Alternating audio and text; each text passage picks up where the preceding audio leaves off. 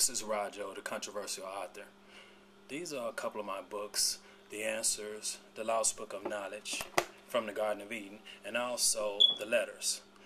I want to always let you know that you can follow me on Facebook, Twitter, and YouTube under Rajo the Writer. If you care to purchase one of these books, and I hope that you will, you can always go to lulu.com under Rajo. That's lulu.com under Rajo, and I think you'll like what you get. I always encourage you to purchase the ebooks. They seem to be a little bit more easier for people to carry around with them, so therefore I always encourage that. But of course the hard copies, paperback books, they are. I think you're going to love those as well. Today's subject is going to be the difference between sex and making love. Now, when I was younger, I always wanted to be a gigolo, if you can believe that or not. And I took the time to actually study it and learn the craft. And in the process, I learned the difference between sex and making love. Now, sex has one main goal, and that goal is pleasure. And you have to have two people that have that same frame of mind. And again, it's strictly about the pleasure. Now, to make it successful, the two parties need to communicate. They need to talk about the things that they like physically and what they don't like. And therefore, you should have a successful venture there. And of course, you always want to encourage them to be careful.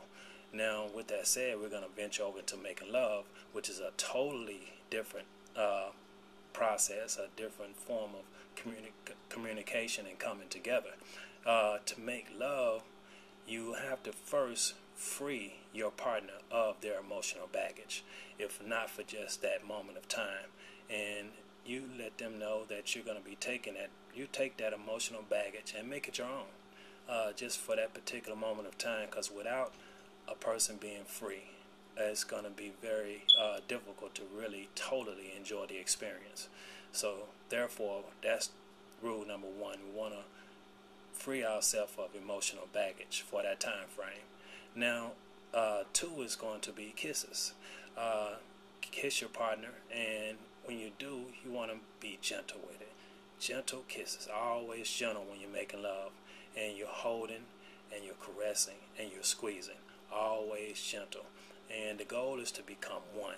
Let them feel your heart and your soul transfer into their own, and therefore your union begins.